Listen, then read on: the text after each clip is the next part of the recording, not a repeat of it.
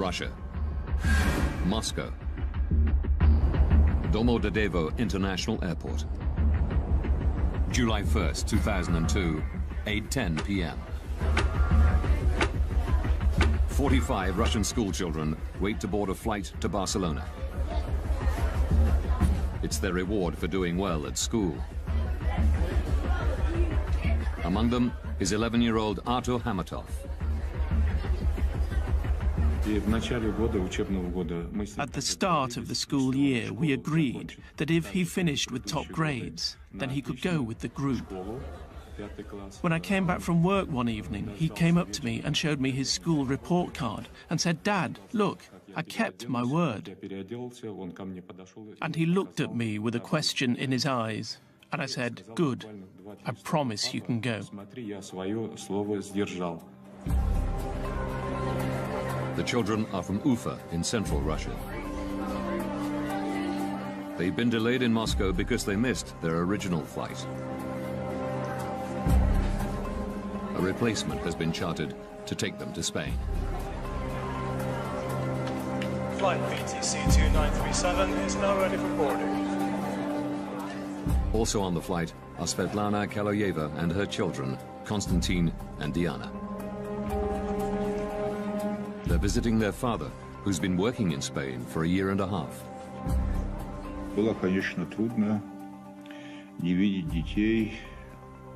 I spoke to them on the phone every day, which made my stay easier. But it was hard not to see my children for such a long time. Svetlana is lucky to get seats on this Bashkirian charter. Delays in getting visas meant other flights were sold out. We were finally going to see each other and we were going to have fun together.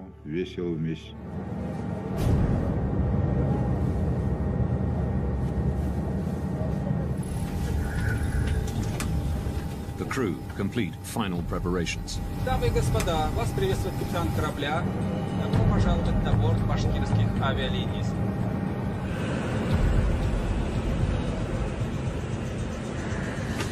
8:48 p.m.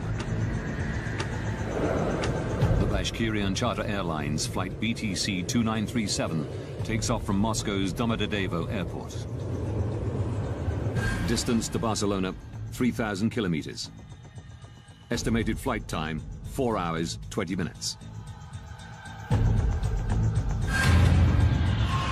Switzerland. Zurich Area Control Center. 11 p.m. 35-year-old Danish-born air traffic controller Peter Nielsen is working the night shift. He and one other controller are managing a sector of airspace above eastern Switzerland and part of southwestern Germany. By day, this is one of the busiest crossroads in Europe. But at night, traffic slows down to a trickle, with only a few planes at any given time. Peter Nielsen's colleague goes on a break. Nielsen is solely responsible for all Zurich area airspace. He sets one radar for traffic passing through his sector, and the other for planes coming into land at nearby Friedrichshafen Airport. But after 11 p.m., there are no scheduled landings. Nielsen can concentrate exclusively on passing traffic.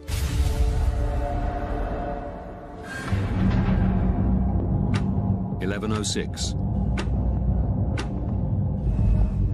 Svetlana Kaloyeva and her children, along with the other passengers on the Bashkirian charter, cruise 36,000 feet above Austria.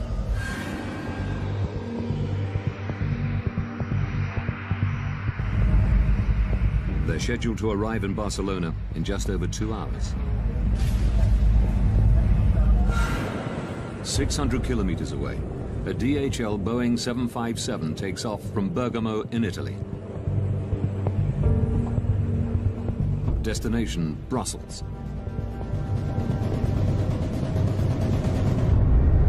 The captain and the co-pilot are the only people on board.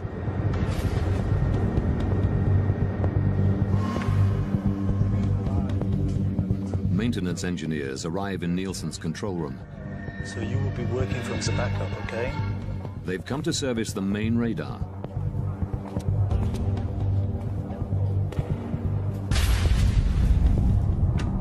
(11:21). The DHL cargo plane, flight DHX 611, enters Nielsen's airspace. The captain requests permission to climb to 36,000 feet. Swiss radar, good evening, DHX 611. DHX 611 identified. Expect a further climb in 4 to 5 minutes. Before allowing them to climb, Nielsen has to regulate traffic.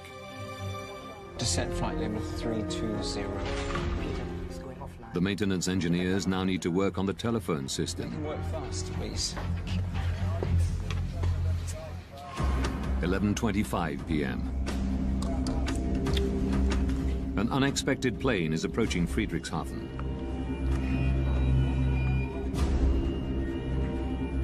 Nielsen has to switch radar stations. A delayed Airbus, flight AEF 1135, is coming in to land.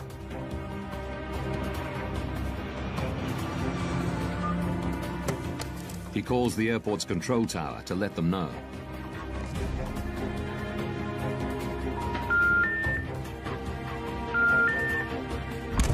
He can't get through. But he still has 10 minutes before the Airbus will land. So he moves back to the passing traffic radar. DHX 611. And gives the DHL cargo plane the go-ahead to climb to 36,000 feet. Climb flight level 360.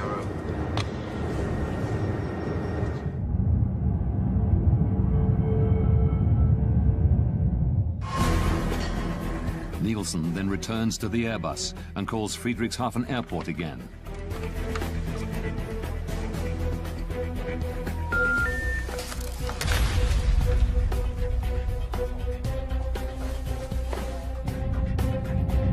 BTC 2937. The Bashkirian charter calls in as it approaches his sector. Station calling, say again? BTC 2937. Level 360. Level... But just as Nielsen acknowledges them, the Airbus contacts him. AEF 1135 is inbound. The final approach fix for ILS runway 24. I expect so. I'll call you back shortly. Nielsen calls Friedrichshafen a third time.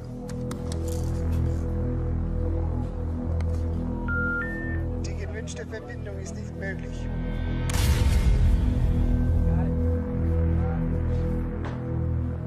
AEF 1135. He radios the Airbus and tells them to contact the airport directly. I lost my phone connection to Friedrichshafen. Could you please call them on your second set? Affirm. The DHL plane is now flying over Switzerland at 36,000 feet. Suddenly, its onboard traffic collision avoidance system, TCAS, sounds an alert. Traffic.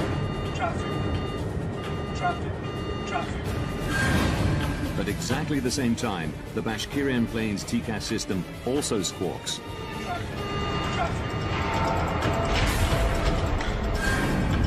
The two planes are now 25 kilometers apart.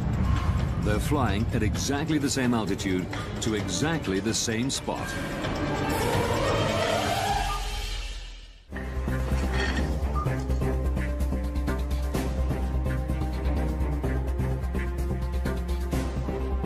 Peter Nielsen suddenly realizes he has an urgent problem.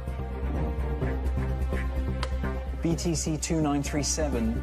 He immediately tells the Russian pilots to descend. Descent flight level 350. Expedite, I have crossing traffic. Seconds later, their TCAS system says the exact opposite. Climb. Just climb. He's guiding us down. Climb. At the same time, the DHL's TCAS tells it to descend. Descend.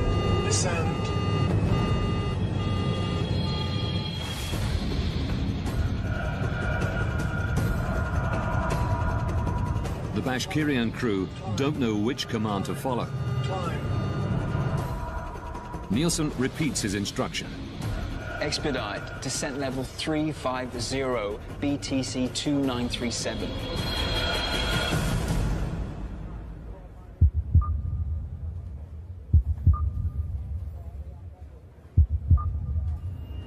When he sees that they followed his orders, Nielsen tells them that the DHL plane is approaching from their right-hand side. We have traffic at your 2 o'clock position, now at 360. He switches back to the Airbus.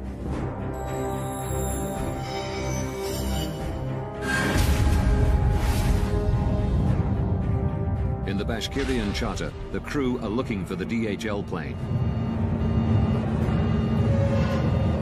The two aircraft are now just over 5 kilometers apart.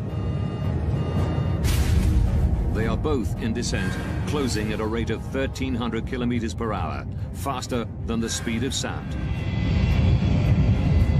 It's here, descent! Stay on the left. Descend hard, descend!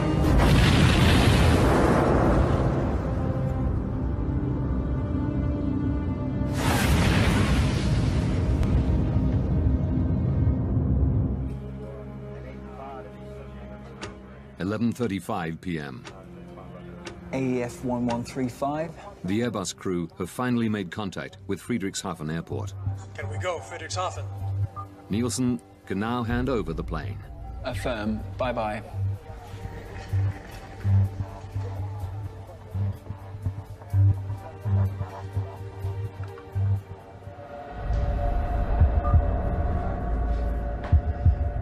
BTC 2937. BTC 2937.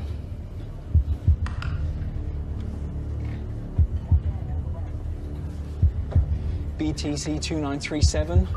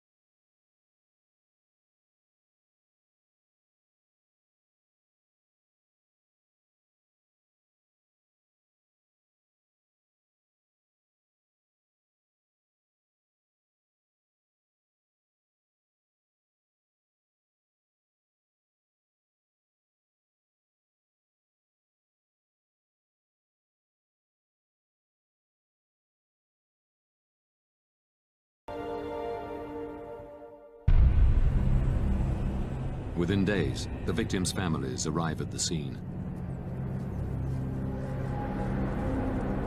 Among them is Zulfat Hamatov, father of 11-year-old Artur. Через 2 дня мы полетели в Германию. Это был шок. Мы все были в шоке. It was a shock. Many parents were fainting when we saw the broken plane wings, the broken tail. We still hoped that these children would run in, appear from somewhere, and probably every parent believed in some miracle. Vitaly Kaloyev flies in from Barcelona, holding out for news that his wife and children were not on the flight. One has to be certain. Maybe it was not my aircraft that crashed. Maybe something else had happened. Who can know without proof? Investigators confirm his worst fears. 71 people on board the two planes are now confirmed dead. It is the worst civilian aircraft accident that Germany has ever seen. In an industry protected by multiple and highly advanced safety systems, how could this happen? Now, by rewinding the events of that day, and by going deep into the investigation, Traffic. we can reveal the calamitous chain of events that brought two planes to exactly the same spot at exactly the same time. Investigators from the BFU, Germany's Federal Bureau of Aircraft Accident Investigation, are called to the scene. Jens Friedemann is put in charge of the crash site. Die Untersuchung eines Flugunfalls. The investigation of an air accident is like a forensic investigation, a crime scene. One wants to establish the facts. Crime scene. Wir beginnen At the accident site, we start in total chaos. There's wreckage lying around everywhere. Also da liegen viele Wrackteile.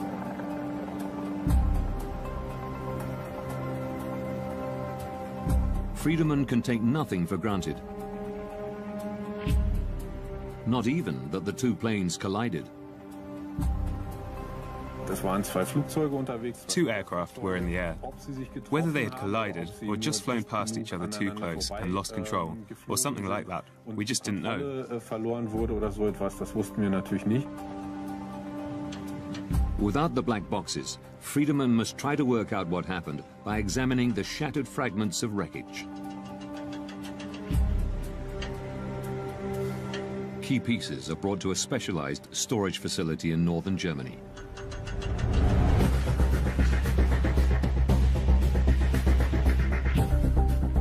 To Friedemann's eye, the mangled metal soon tells a clear story.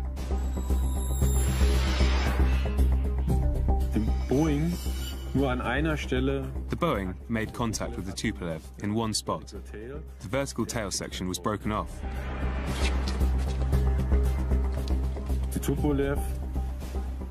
The Tupolev was damaged around the left wing and on the left-hand side of the fuselage. There was also evidence of a collision on the underside of the right wing. The wreckage reveals that the DHL cargo plane and the Bashkirian charter did collide mid-air. We now know what happened. The question is, why did it happen? How could it happen that they got so close? At the crash site, amidst the fragmented pieces of the two planes, investigators have finally found what they've been looking for. The black boxes from both planes.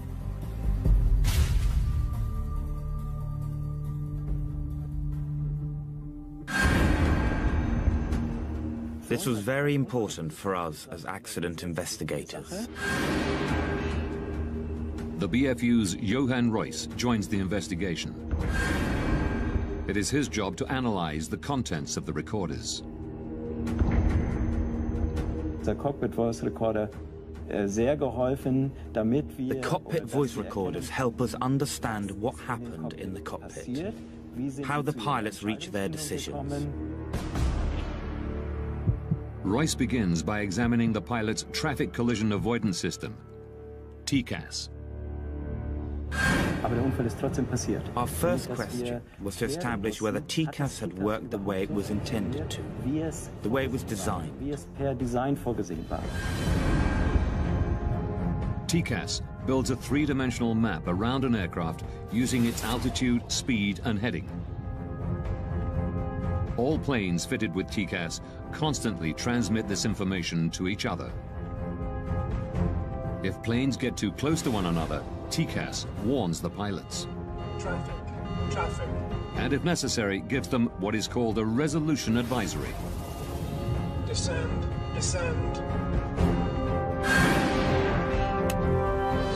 Examining the black box, Reuss quickly establishes that the system had worked the way it was supposed to. Traffic.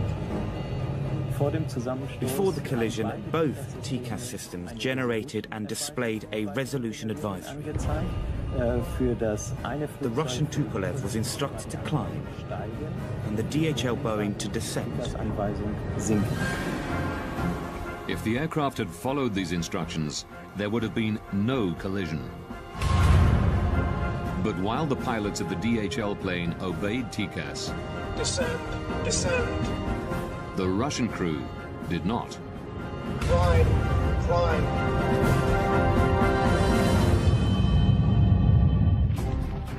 Experts from the United States are headed to the scene of the deadly mid-air collision of two aircraft in southern Germany. The Überlingen mid-air collision is now world news. The media are speculating freely and looking for someone to blame. The pilot of the Russian plane is said to have ignored repeated instructions from air traffic controllers. Why did the TCAS device meant to avoid collisions, in this case maybe help cause one? And why didn't the Russian plane descend when first ordered? A language problem? Controller commands are always in English. Black box recordings quickly eliminate one theory. Zurich, good evening. VTC 2937, level 360. Wir haben mit diesem Cockpit Voice Recorder With the cockpit voice recorder, we were able to establish that language was not the problem. The Russian crew understood English perfectly well. But the recorders reveal a surprising fact. Climb, climb. This is climb. He's guiding us down. We noticed that there was an instruction from the air traffic controller. VTC 2937, descent flight level 350. And we found that at the same time, or immediately afterwards, there was also a TCAS advisory. Climb, climb. At almost exactly the same time, the Russian pilots were instructed to do two completely different things. Descent flight level 350, expedite. Now the crew needs to make a very, very fast decision. What do they do next? And we discovered that the crew had extreme difficulty making this decision. But it should have been straightforward. The two planes were flying over Germany, and European regulations clearly state that TCAS has priority over air traffic controllers. For me, there was absolutely no explanation why something like this would happen.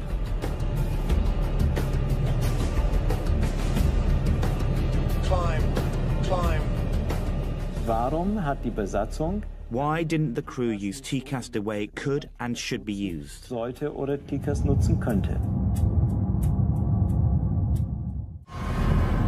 By April 2001, TCAS was mandatory in most of the world. But investigators discover one notable exception: Russia. Could it be that the Russian crew did not know how to use TCAS? Rustam Mustafin is a former Bashkirian pilot. He confirms that even though not standard for domestic flights, planes flying overseas were specially fitted with TCAS.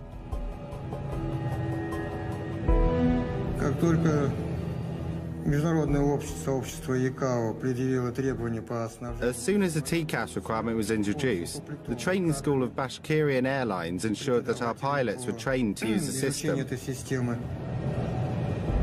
Mustafin regularly flew with the pilots of flight BTC 2937. By the time of the disaster, we had acquired extensive experience using it. The crew knew how TCAS worked, but ignored its instructions. The Tupolev's flight manual, the pilot's operational Bible, reveals why.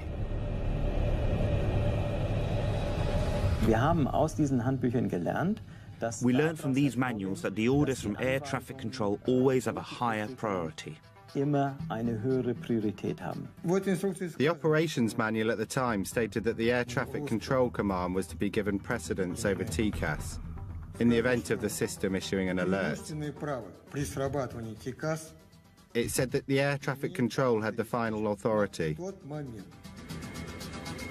Contrary to European regulations, the Russian crew were trained to use TCAS only as an advisory system and could choose to follow the controller's instructions if they wanted. They were following TCAS regulations. but Russian style. I would have done exactly what these guys did. I would have carried out the air traffic control command. Suddenly, we were able to understand why the crew acted the way they did. Investigators have discovered why both planes were in descent. While the DHL crew had followed TCAS, the Russian pilots obeyed air traffic control. But this doesn't answer a more basic question. TCAS is meant as a system of last resort. The planes shouldn't be close enough even to trigger it in the first place. Investigators have turned their attention to the air traffic control room. A controller must advise pilots to change altitude at least 2 minutes before a potential conflict. But Peter Nielsen didn't tell the Russian crew to descend until just 43 seconds before collision. BTC 2937 descent. Why did the air traffic controller issue the separation order so late? So late that the danger of an accident actually existed. Through shift logs and interviews, investigators learned that Nielsen was the only air traffic controller on duty on the night of July the 1st. Official Skyguide policy is to have a minimum of 2 air traffic controllers on duty at any given time. Investigators learn that it had become standard procedure at Skyguide for one controller to go on an extended break during the night shift. Tom Larsen was a close friend of Nielsen's, working alongside him for many years. The way that Peter was doing night shift, we did that all the time. There would only be one controller because there was very little traffic. Between 11 p.m. and 6 a.m., there are no scheduled landings at any of the airports in the area. But then, at about 11:25 on July the 1st, 2002, Nielsen is presented with an unexpected landing. There was an approach into Friedrichshafen Airport, which he had to coordinate.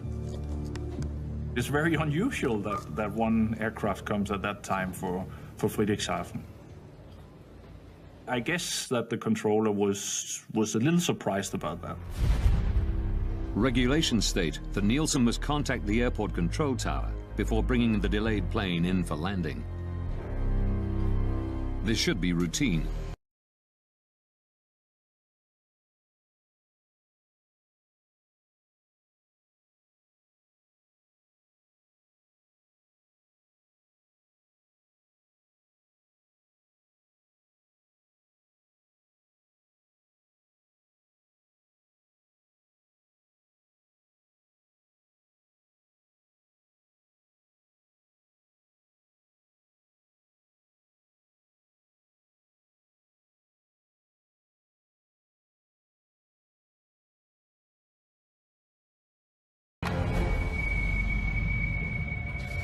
Dieses Backup, was als zusätzliche Verbindung noch... The backup, which should have been there as an additional link, was not working that evening. Phone communication was not possible due to a technical problem. Nielsen tries repeatedly to call Friedrichshafen. A routine task is suddenly taking up most of his time. Die gewünschte Verbindung ist nicht möglich. He was busier than would normally have been the case because he had no way of making phone calls. He had to look for alternate solutions.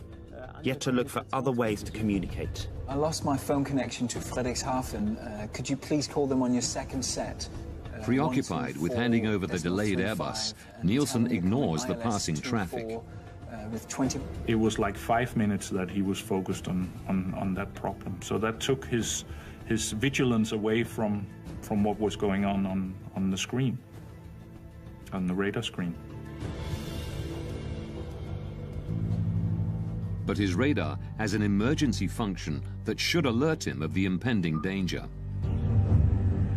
Short-term conflict alert, or STCA. Short-term conflict alert is another system like, it's similar to TCAS, just a ground-based system that helps us on the radar if we miss a conflict. If we don't see it in time, it will give us an alarm. 2 minutes prior to a potential collision, an STCA alert should flash on both of Peter Nielsen's radar screens, along with an audio warning. This is exactly what happens 180 kilometers away in Karlsruhe, Germany. Die Flugsicherung in Karlsruhe. Air traffic control in Karlsruhe had detected on their radar screen that 2 aircraft were getting closer than they should have been. Als es eigentlich sein sollte. Records reveal that the controller in Karlsruhe tries to call Nielsen to warn him. But Zurich's faulty backup phone system means he can't get through. Aviation rules say he isn't allowed to contact planes not in his sector unless the controller in charge has lost consciousness or has left his post. The Karlsruhe ATC decides to stick to protocol and tries calling Nielsen 11 times in total, but he never gets through. BTC 2937. Records show that Nielsen's visual STCA did not go off. Royce learns that Zurich's radar was also under maintenance, meaning it too was in backup mode.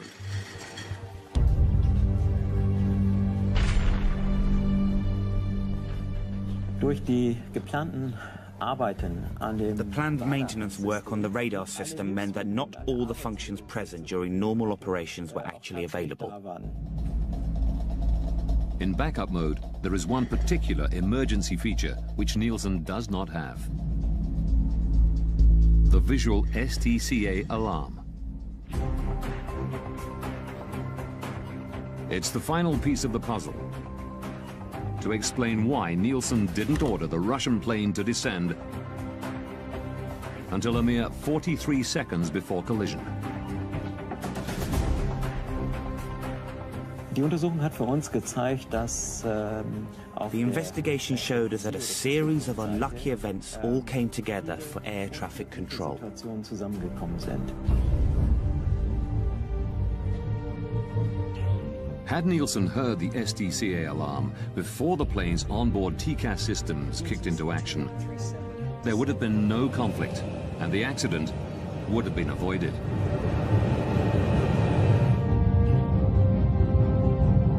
But then, one final twist. 19 seconds before collision, Peter Nielsen tells the Russian pilots that the DHL plane is approaching from their right-hand side. We have traffic at your 2 o'clock position, now at 360. Where is it? It is actually approaching from the left, the 10 o'clock position.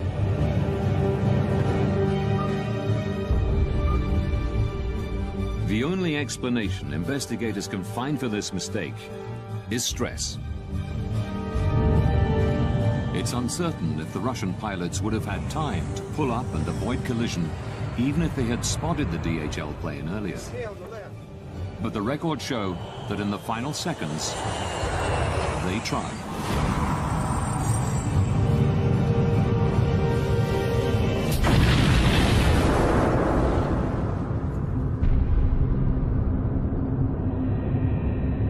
Upon impact, the Bashkirian charter breaks into 4 pieces.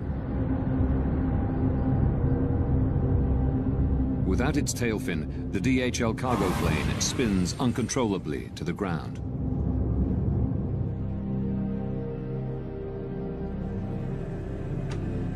February 21st, 2004. As investigators write up their final report, Vitaly Kaloyev flies to Zurich. He's become obsessed with finding somebody to blame for the death of his wife and children. I wanted to hear them say, "We are responsible, but forgive us if possible." They killed so many children and nothing had happened. No apologies, no expressions of sorrow, nothing. Nielsen still worked at Skyguide, but was moving into areas of safety analysis. Kaloyev found where he lived. I went to see the controller. I knew he had been on duty that night. All this had to be brought to an end. Everything had to be closed. I didn't want to wait any longer and decided to finish this myself. Nielsen came out. He was taller than me. I showed him the photos of my children lying in their coffins. He pushed my hand away. Then he got what he deserved.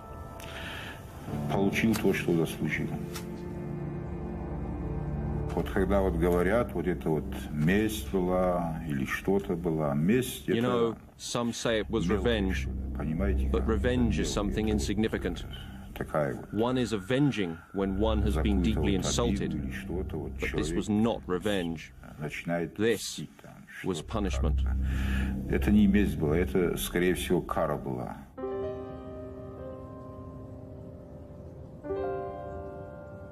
In Switzerland, a man has been arrested in connection with the killing of an air traffic controller who'd been on duty when two planes collided 2 years ago. Hunted down and stabbed to death in front of his family. Murdered for a fatal mistake. Peter Nielsen was 36 years old. He and his wife had 3 children. After his arrest, Vitaly Kaloyev is held in a psychiatric institution, while the court decides whether he's mentally fit to stand trial. Kaloyev is convicted of premeditated killing and sentenced to 8 years in a Swiss prison. In November 2007, he's released after an appeal determines that he had acted with diminished responsibility because of the deaths of his wife and 2 children. Vitaly Kaloyev is unrepentant about his actions.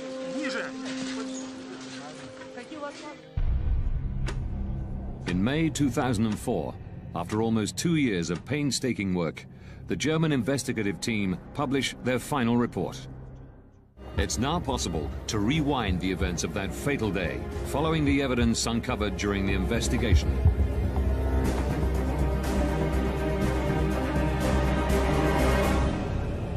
July 1st, 2002. 8:48 p.m. 2 hours, 47 minutes from disaster. A Bashkirian Airlines charter takes off from Moscow's Domodedovo airport. 20 minutes from disaster. At the Zurich Area Control Center, 2 air traffic controllers are on duty. One goes on a break. Peter Nielsen is now working alone. 12 minutes, 33 seconds from disaster. A DHL cargo plane enters Nielsen's airspace and requests permission to climb to 36,000 feet. 9 minutes, 49 seconds from disaster. A delayed Airbus is coming in to land at Friedrichshafen Airport. Nielsen tries to call the airport to hand over the flight. But his phone system is in backup mode due to maintenance, and the backup system has a fault. 5 minutes, 21 seconds from disaster. The Bashkirian charter radios Nielsen. It's flying at 36,000 feet and is about to enter his airspace. Good evening, BTC 2937. 2 minutes from disaster. The Bashkirian and DHL planes are now at the same altitude, less than 44 kilometers apart, closing in on each other faster than the speed of sound. The Short-Term Conflict Alert, or STCA, should now warn Nielsen of the impending collision. But his radar is also in backup mode, so the STCA is not fully functioning. 43 seconds from disaster. Nielsen finally notices that the 2 planes are on a collision course. He immediately tells the Russian pilots to descend. Descent flight level 350. Seconds later, TCAS goes off in both planes. It tells the DHL pilots to descend. Descend, descend. And the Russian crew to climb. Climb. He's guiding us down. Nielsen is unaware that both planes have been issued advisories. He repeats his instructions to the Russian pilots. Descent flight level 4. Russian guidelines allow pilots to make their own decisions in such conflict situations. Here, they follow Nielsen's command.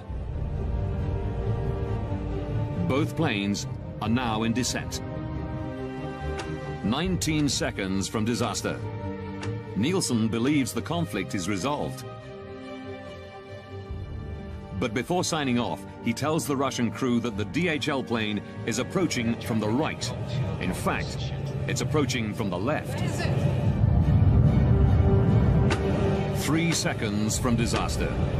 The Russian crew have spotted the DHL plane. They pull up, but it's too late. Descend hard, descend!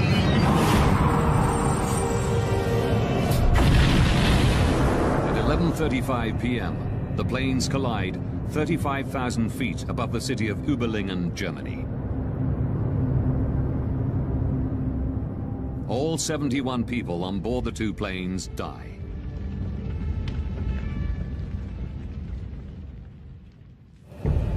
The German investigative report concluded that Peter Nielsen and the Russian pilots had made serious mistakes. But the primary cause of the accident was negligence on the part of Skyguide.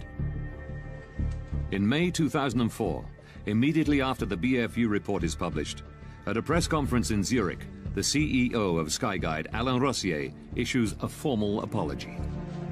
Es sind auch bei uns Fehler gemacht worden und wir We too have made mistakes, and we most deeply regret this. We take responsibility, as outlined in the German investigation report. And we ask the families of the victims for forgiveness. In September 2007, a Swiss court finds 4 Skyguide employees guilty of negligent homicide. 3 managers who tolerated the single controller policy are given 1-year suspended jail sentences. The project leader overseeing the maintenance work on the night of the collision is fined 13,500 Swiss francs, roughly $11,000. Following recommendations from the German investigative team, Skyguide implements a variety of procedural changes. They now ensure there are always 2 controllers on duty, even during the quiet night shift. Nobody will ever find themselves in Peter Nielsen's position again. Investigators also recommend that international and regional TCAS regulations be standardized, along with aircraft operations manuals. TCAS must have ultimate priority over air traffic control. One cannot say with 100% certainty that this kind of event will never happen again. But we are very confident that we were able to make a significant contribution to preventing the repetition of an event like this. Don't miss extreme angling in brand new Wicked Tuna, continuing on Sunday nights at 9.